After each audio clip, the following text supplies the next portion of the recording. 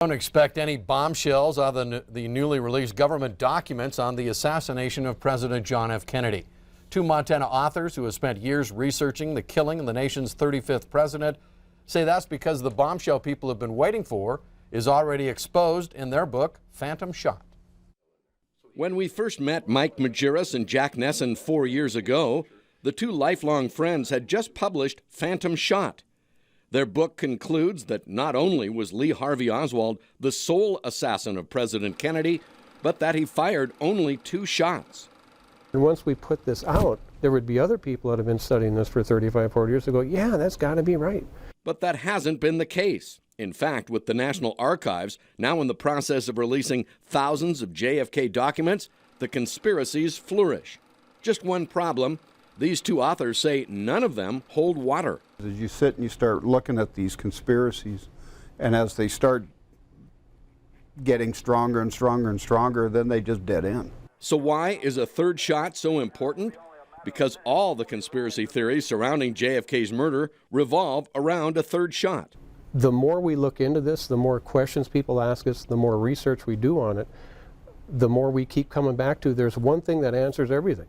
It's that there are only 2 shots. It's like E equal MC squared. It's such a simple thing, but yet it answers everything. Majerus and Nesson's phantom shot theory is based on the fact that one of the 3 empty shell casings found in Oswald's 6th-floor sniper's nest was dented in such a way that it simply could not have held a bullet that day. The first guy that picked that shell casing up, he looked at that and there was a dent in the rim. And his first thought was, this couldn't possibly have been used today. There's no way a bullet would have fit in this shell casing because that dent is too big. They believe the denting was caused by Oswald dry firing the weapon, a common practice to keep the firing pin from breaking. Clear evidence that Majerus and Nesson want to see for themselves. Jack and I want to see that shell casing, the actual shell casing.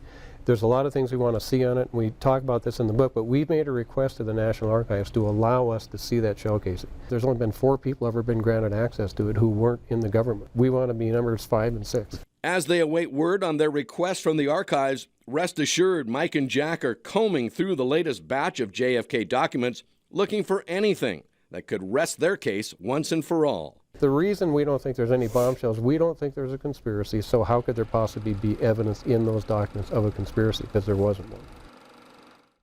A new edition of Phantom Shot has just been released, complete with a new cover and a new chapter on the reporters who were in Daley Plaza during the assassination. Jack and Mike also, by the way, are working on a new book that sheds new light on unsolved murders in Montana.